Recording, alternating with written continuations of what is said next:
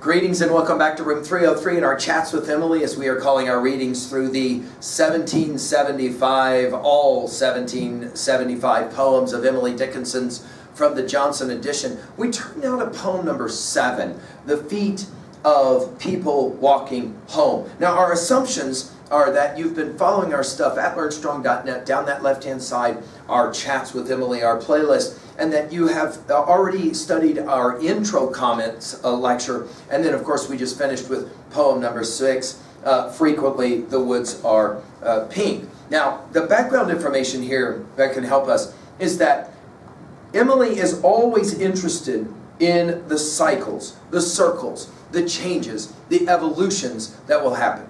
Also, she called it her flood subject. That is to say, the question of what happens after you die. So, for example, it's Emily who teaches us, along with obviously great other poets like Keats and Walt, that, okay, you get to swing at the park for a little bit, but they were teaching us when we were quite young, you got to go to the van. You can't swing at the park forever. Well, question. Okay, I get it. I got to go to the van. But then what? That will be often Emily's question, and she has any number of ways she loves to ask it. Let's turn to poem 7 and just enjoy. Notice that we'll be playing around with the trinities already. We'll see it. She loves her threes, and we're going to see the threes here. Watch this. The feet of people walking home with gayer sandals go. The crocus till she rises, the vassal of the snow. The lips at hallelujah, long years of practice bore, till by and by these bargemen walked, singing on the shore. Pearls are the divers' farthings, extorted from the sea. Pinions, the seraph's wagon, pedestrian once, as we. Night is the morning's canvas, larceny, legacy, death, but our rapt attention to immortality. My figures fail to tell me how far the village lies, whose peasants are the angels, whose cantons dot the skies. My classics veil their faces, my faith that dark adores, which from its solemn abbeys such resurrection pours. Now the rhythms and the rhyming are all brilliant, but we want to pay closer attention to the way in which she always is tying the metaphysical to the physical. Okay, watch how she plays this game.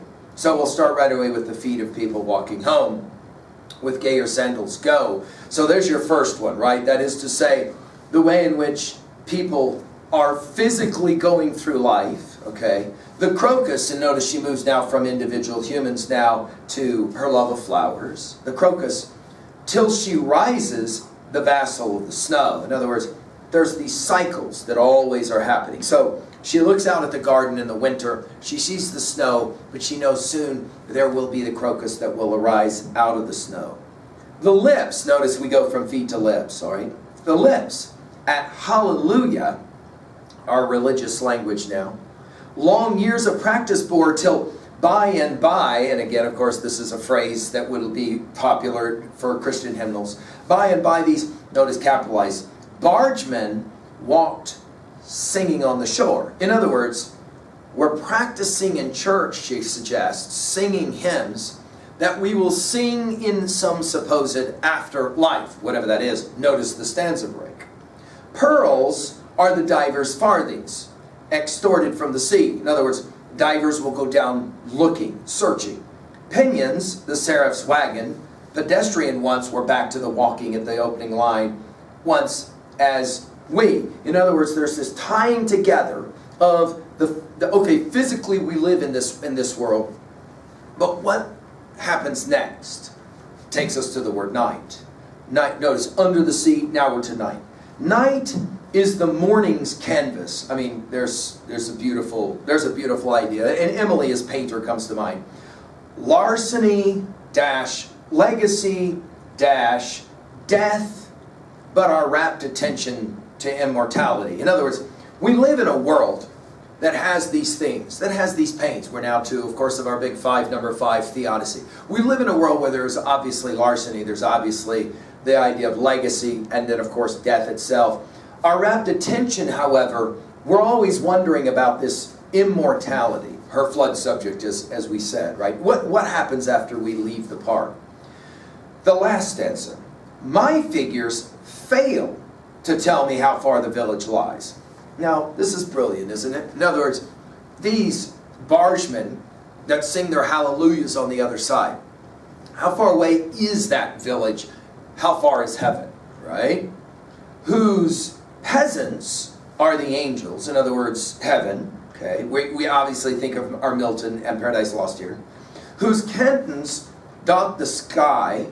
In other words, I'm wondering what heaven will actually be like.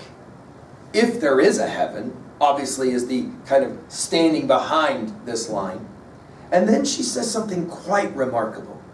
My classics, and this is what makes Emily such a radical iconoclastic poet. My classics veil their faces. Now notice, classics is capitalized, and lots of debate has happened about what did Emily actually read? If I could go back in a time machine to have a real conversation with Emily, one of the first questions I would ask is, what'd you read for the last 15 years that clearly informs so much of your writing? What is it that you... Well, she calls them the classics. Obviously, we'll put the King James Version of the Bible here, no question.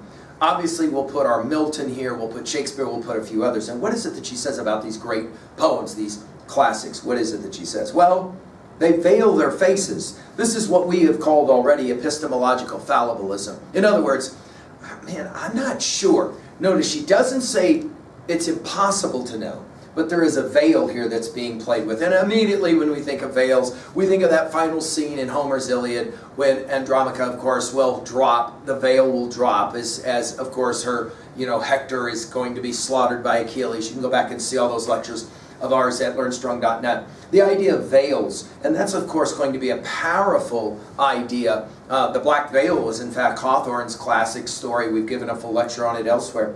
But that idea of not sure, the uncertainty of what happens next. Notice she says, my faith, that dark, adores. Now I think this is an important line early on in our study of Dickinson, because she does adore the unknown, the dark. And notice we're back to the idea of night. We're back to the idea of diving as divers beneath the sea, right? All of that uncertainty.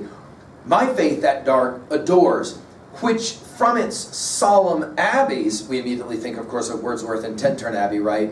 Such resurrection pours. Now, of course, this idea of resurrection is central to our study of Dickinson. The idea that everything happens in these cycles. Well, what are we going to do with a poem like this at 2A? Well, I think one of the arguments is that it is hard, and Emily will speak these words for us. It is hard to try to figure out what happens next. What is this thing called immortality, and what does it look like, and what does it feel like, and what about these angels that are the peasants in the afterlife? At 2B, I mentioned the Trinities. We're going to see this a lot with Emily Dickinson. Notice the poem itself is divided up into 3 stanzas. She loves this. Of course, we have the people walking, the people singing. There's your 1. The flowers rising. There's your 2. The divers and the pearls. And there's your 3. Right? So she loves this kind of breakdown. We're going to see it repeated again and again. At 3A, I want to go back to my figures fail to tell me. And I want to go back to Longfellow's Psalm of Life, tell me not in mournful numbers, life is but an empty dream. This idea that there's statistics, there's figures, there's data. In other words, she's not totally certain that she can completely trust the data of her senses, even though that's where she begins with the feet of people. To this degree, obviously, at 3A, we can as well make observations about Plato's Republic, and especially, of course, Book 6 and 7. We've commented on it already, the physical versus the metaphysical. I mentioned as well Wordsworth's Tintern Abbey. I think it's a nice way to finish this poem and to recognize, hear her use of the word abbeys as well.